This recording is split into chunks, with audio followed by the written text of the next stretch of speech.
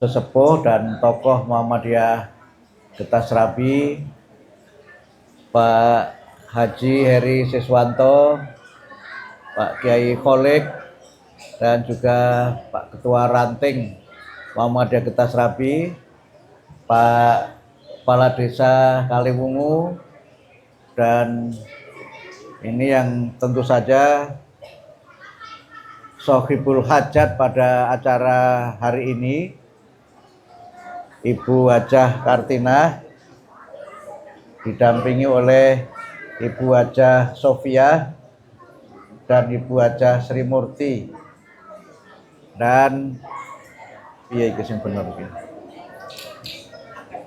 Iki mikir loro kaya temenanan pancen.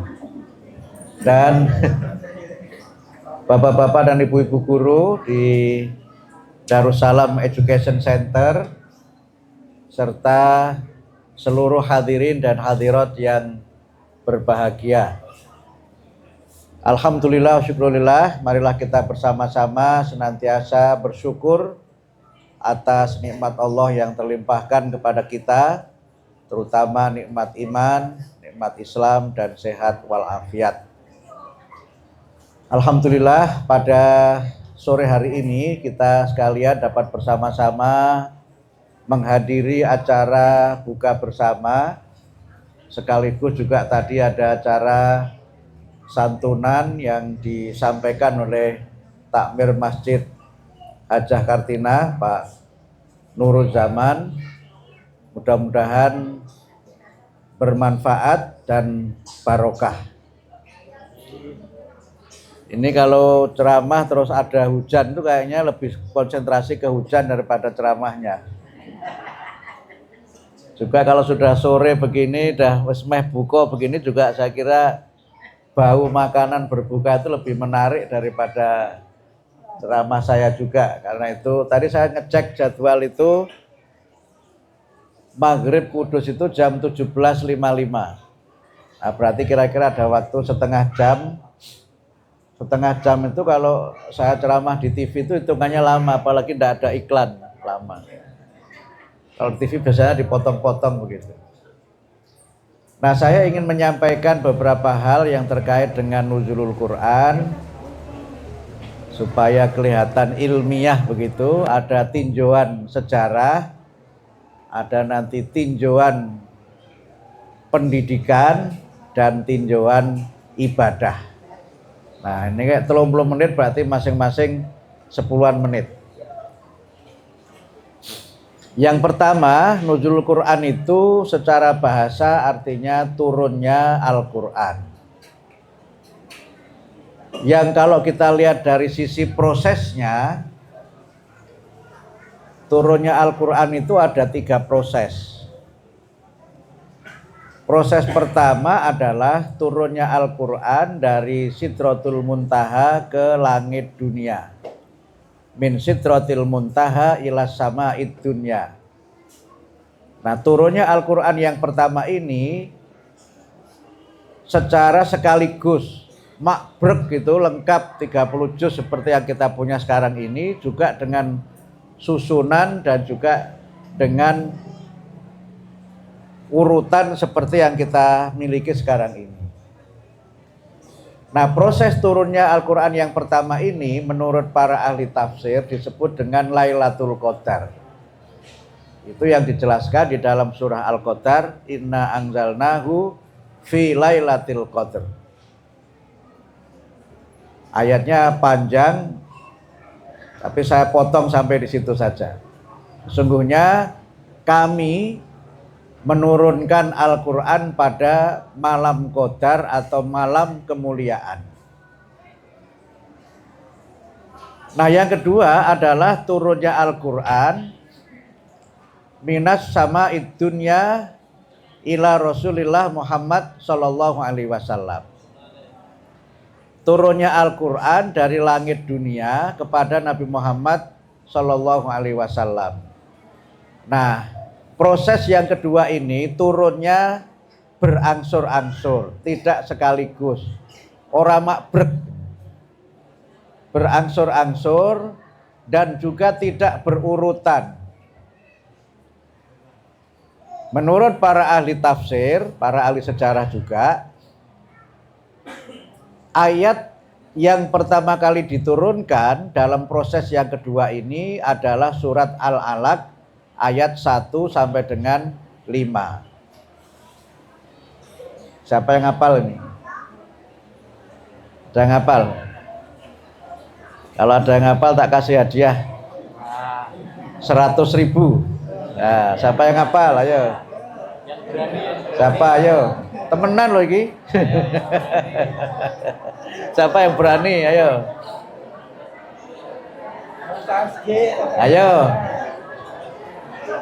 Ini berlaku untuk anak-anak SD ya, tidak berlaku untuk ustazah. Tidak berlaku untuk ustazah. Ayo. Siapa yang hafal?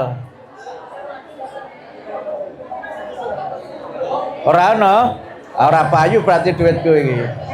Ada. Baik. Surat Al-Alaq ayat 1 sampai dengan 5 yang bunyinya A'udzubillahi minasyaitonirrajim. Ayo siapa yang hafal? Oh, Walidah. Walidah hafal. Oh, saya kira mau ini. Allah berfirman, Iqra bismi rabbik alladzi khalaq. Khalaqal insana min 'alaq. Iqra wa rabbukal akram alladzi 'allama bil qalam 'allamal insana ma lam ya'lam. Iqra, bacalah Muhammad bismi rabbik, dengan menyebut nama Tuhanmu. Alladzi khalaq, Tuhanmu itu adalah Tuhan yang menciptakan. Khalaqal insana min 'alaq. Allah itu menciptakan manusia dari segumpal darah.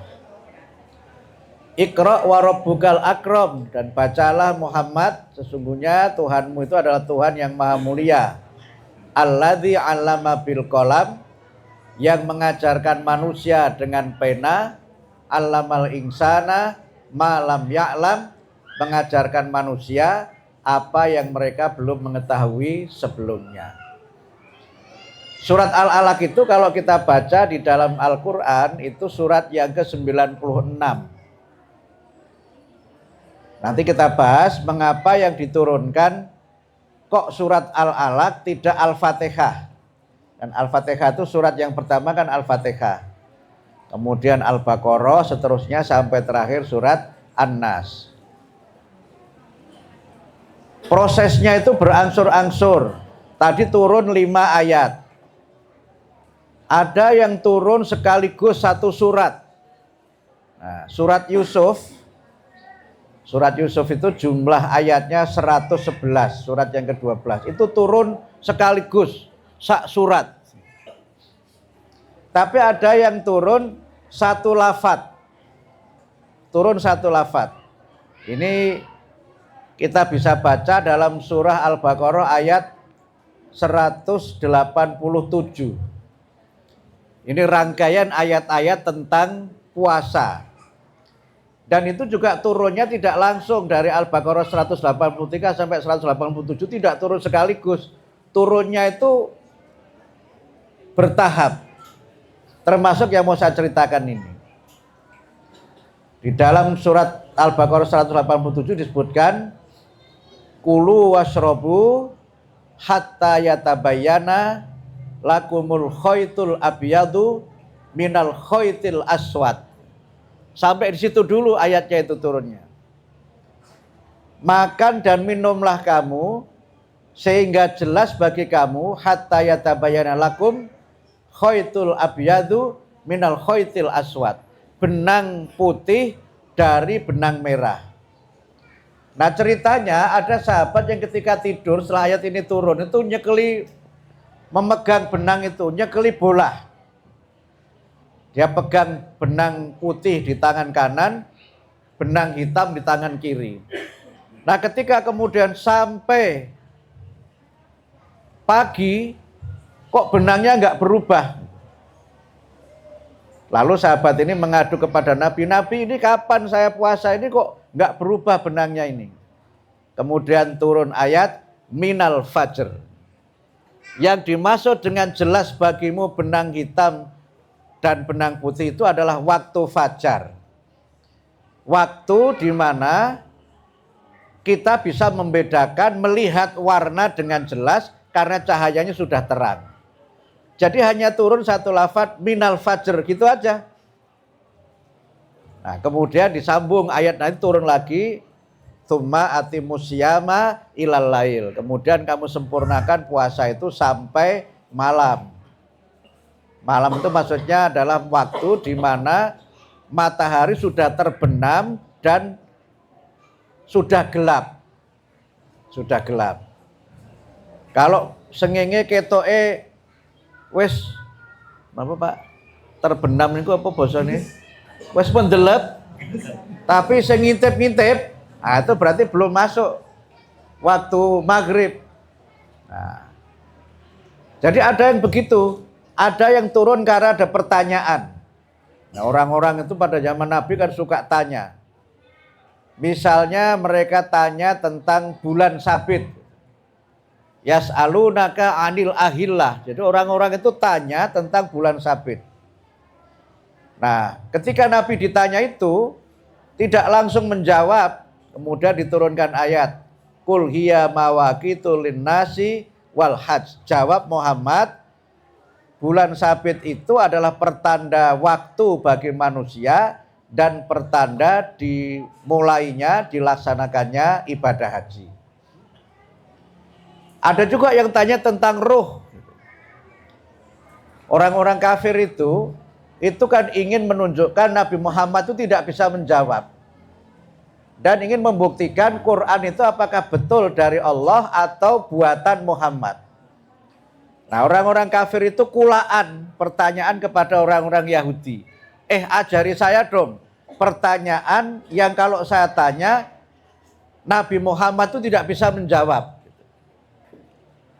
Akhirnya orang Yahudi itu memberi bocoran soal. Bocoran soalnya apa? Udah tanya aja Muhammad tentang ruh gitu. Tanya Muhammad tentang ruh. Betul dia tanya. Akhirnya kemudian ada ayat yang kita biasa baca di surat Al-Isra itu. Yas'alunaka anir ruh. Mereka bertanya kepada kamu tentang ruh. Ya, Nabi memang tidak langsung menjawab. Sampai kemudian turun ayat. Kulir ruhu min amri rabbi. Wa ma utitum minal ilmi illa qalila. Jawab Muhammad, roh itu urusan Tuhanku, bukan urusanku. Dan manusia itu tidak diberikan oleh Allah ilmu kecuali hanya sedikit saja.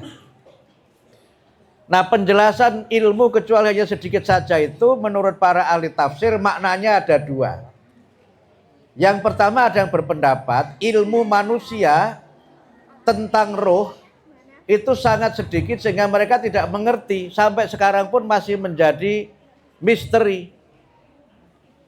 Kalau orang itu meninggal itu kan rohnya dicabut dari jasad. Makanya kalau kita baca orang yang meninggal, yang mati itu kan mereka yang ruhnya dicabut dari jasadnya. Nah, ada yang mencoba meneliti begitu ya nggak ngerti. Hanya ditimbang kalau rohnya dicabut itu katanya berat badannya berkurang. Tapi itu juga kira-kira semuanya. Semuanya masih merupakan misteri. Tapi yang hak adalah hidup dan mati itu Allah yang menetapkan.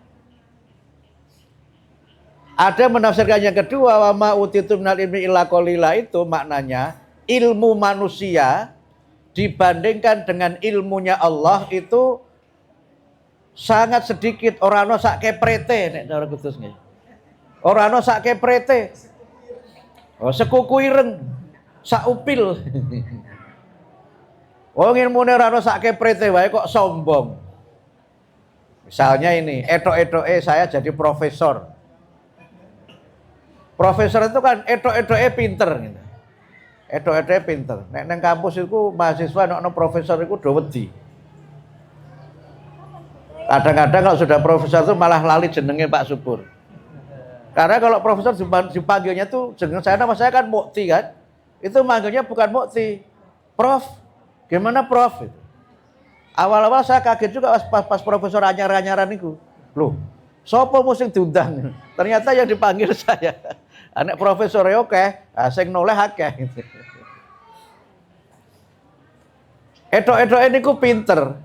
Tetapi kalau dibanding ilmu Allah itu, serano sak keprete hanya sekuku ireng aja. Ngono wae kok sombong kadang-kadang. Nah, karena itu maka turunnya ayat yang kedua itu berangsur-angsur. Yang pertama tadi surat Al-Alaq 1-5, yang terakhir itu surat Al-Maidah. Surat Al-Maidah ayat yang ketiga. Turunnya waktu Rasulullah sedang haji wada, haji perpisahan.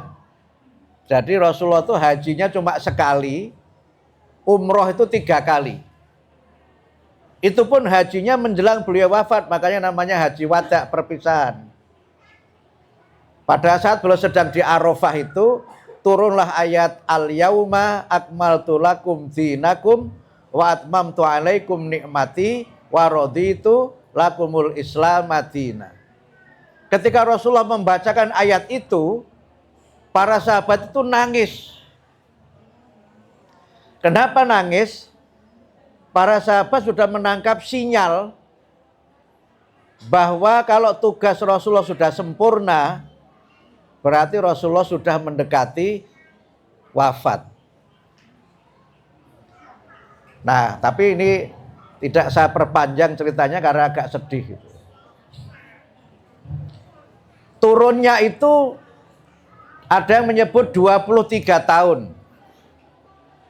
Kira-kira 23 tahun karena wahyu yang pertama Al-Alaq 1-5 itu turunnya tahun 610 Masehi pada tanggal 17 Ramadan dan selesai tahun 632. Sorry, 632, mohon maaf, 632. Sehingga totalnya itu sekitar 23 tahun. Kalau ada ngitung agak persis itu 22 tahun, 2 bulan, 22 hari. Berangsur-angsur dan tidak urut. Lalu bagaimana kok bisa urut? Seperti yang kita punya sekarang ini. Setiap kali menerima wahyu, Rasulullah itu memerintahkan kepada para sahabat untuk melaksanakan 2 hal. Menghafalkan dan mencatat. Jadi dihafalno terus ditulis. Tapi tulisannya tidak seperti yang kita punya sekarang ini. Tulisannya itu berupa simbol-simbol yang bisa menjadi tanda baca. Misalnya begini, kalau ada saudara kita tunanetra, itu kan punya huruf braille kan. Nah huruf braille itu kan simbol-simbol, titik-titik begitu. Tetapi yang mengerti itu bisa membaca itu. Nah itu yang kedua. Nah yang ketiga adalah proses di mana para sahabat itu mengajarkan kepada sahabat yang lainnya. Jadi begitu Nabi menerima wahyu, sahabat itu menyampaikan kepada sahabat lain yang tidak mendengar. Karena tidak semua sahabat Nabi itu ngintil terus. Ada yang memang banyak ngintil Nabi, ada yang tidak pernah ngintil. Nah, karena itu tidak semuanya hafal. Nah, sehingga sahabat itu saling mengajarkan kepada sahabat yang lain. Sehingga karena itu Al-Quran itu diajarkannya secara bersambung-sambung sampai sekarang ini. Sehingga bacaan Quran itu apapun bangsanya, apapun organisasinya, Qur'ane podo. Bahkan, ini saya juga punya Quran yang punyanya orang Syiah Pak Subur. Qur'annya orang Syiah pun itu juga sama dengan Qur'annya orang Sunni. Jadi kalau ada yang mengatakan Quran itu yang beda, itu berarti kurang baca. Nah itulah nuzulul Quran itu. Ini sudah pertama sampai berapa menit Mas Bro? Kurang berapa menit? Kurang 2 menit buka. Loh, padahal maunya tadi mau 3. Bagaimana ini terus? Waduh, kesuwen ini. Terlalu semangat ya, Mbak ya. Kembladegen itu. Cemplenteng. Nah, yang kedua, lalu apa maknanya? Nah, ini yang kedua makna pendidikan. Bapak-bapak, ibu-ibu, Ketika Rasulullah menerima wahyu itu umurnya 40 tahun. Teng mriki sinten sing umure 40? Pak Subur 40 nggih. Plus. Pak Sis pinten Pak Sis? 40 plus. Saya 40 plus 17. Wes 57 saya itu. Maknanya apa dari si pendidikan? Maknanya adalah pendidikan itu tidak mengenal batas usia. Dadi aja rumangsa tuwa terus ora gelem sinau. Rasulullah saja itu umur 40 dan baru berhenti menerima wahyu setelah umur 63. Ini yang disebut dengan pembelajaran sepanjang hayat. Dados nyuwun pangapunten, aku rasah ngaji, sing penting anakku ae sing pinter ngaji. Sing penting putuku sing pinter ngaji, kok aku ben diwacakno. Tidak boleh begitu. Tidak ada alasan untuk tua ketika kita ini belajar. Rasulullah itu umurnya 40 sampai umur swidak telu niku masih menghafalkan Quran. Nah, yang kedua, nah ini kalau ini menurut penelitian ilmiah nih Bapak Ibu. Kalau orang itu sering membaca Al-Quran, itu dia tidak cepat pikun. Nah, nek kakek nonton sinetron itu malah lalinan. Termasuk lali sholat, lali ngaji, lali mangan. Nontonnya sinetron apa Bu? Istri yang tertukar. Mergo seragam terus bengi-bengi bojone keliru. Kalau orang itu banyak membaca Al-Quran, maka dia ingatannya menjadi kuat. Karena itu diantara nama Al-Quran adalah Az-Zikr. Yang Az-Zikr itu maknanya dua. Makna pertama, Quran itu menjadi peringatan kepada kita supaya senantiasa berada di jalan yang benar. Makna yang kedua, nek sering maca Quran, ngapalno Quran iku ora pikun. Meskipun kalau sudah tua itu lalinan. Lagi diapalno wis lali, ndak apa-apa. Enggak apa-apa. Rasulullah saja 23 tahun baru khatam. Ora usah kesusu.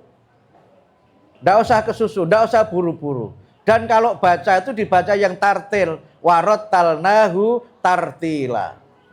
Dibaca yang temenanan, dirungokno, kita mendengarkan, orang lain mendengar. Oh sudah. Oh berarti piye iki? Berarti selesai ngene nggih. Selesai karena sudah masuk waktu berbuka, tapi nggak apa-apa dihidangkan aja. Singkat saja. Jadi jangan pernah merasa tua untuk belajar. Karena itu kalau perlu dilakukan Pak Subur, Pak Andi, bisa aja itu nanti TPA lansia. Boleh itu TPA lansia itu. Saya pernah itu datang ke salah satu cabang di Banyumas itu, cabang Aji Bareng itu menghadiri wisuda TPA lansia. Sing teng dhuwur iku sing ngapalo umure sak dhuwure swidak kabeh. Itu umur 60 itu masih bisa menghafalkan Quran, jangan dikira tidak bisa, masih bisa meskipun leh ngapalo iku suwe. Nah, itulah makna pendidikannya di situ. Nah, makna yang terakhir, makna spiritualnya apa? Makna spiritualnya adalah kita ini membaca Al-Quran itu merupakan ibadah. Jadi walaupun tidak paham artinya, itu termasuk kita sudah beribadah. Apalagi kalau mengerti artinya dan menghafalkannya serta mengamalkannya. Nah, disitulah makna spiritual dari membaca Al-Quran. Karena itu maka Nabi Muhammad SAW bersabda, khairukum man ta'allamal Qur'ana wa 'allamahu. Orang yang paling baik di antara kamu sekalian adalah orang-orang yang mau belajar Al-Quran dan mengajarkannya kepada orang yang lain untuk bisa belajar Al-Quran. Karena sudah buka, maka saya akhiri sampai di sini saja. Temanya ini namanya pengajian kesusu. Lagi seneng-senenge wes buka kudune rampung. Nah, jenenge pengajian kesusu. Nanti kalau kurang bisa saya sambung. Kalau nanti habis taraweh atau habis sholat isya jelang taraweh ada kultum lagi, nanti saya sambung. Sampai jumpa di episode berikutnya. Saya kira demikian, terima kasih. Mudah-mudahan puasa kita diterima Allah Subhanahu wa taala. Mudah-mudahan kita senantiasa sehat walafiat sehingga kita sempurna menunaikan ibadah Ramadan pada tahun 1447 Hijriah ini. Terima kasih. Mohon maaf atas segala kekurangan, kekhilafan dan tutur kata yang tidak berkenan. Nasrum minallah wa fathun qarib wa basyiril mu'minin. Wassalamualaikum warahmatullahi wabarakatuh.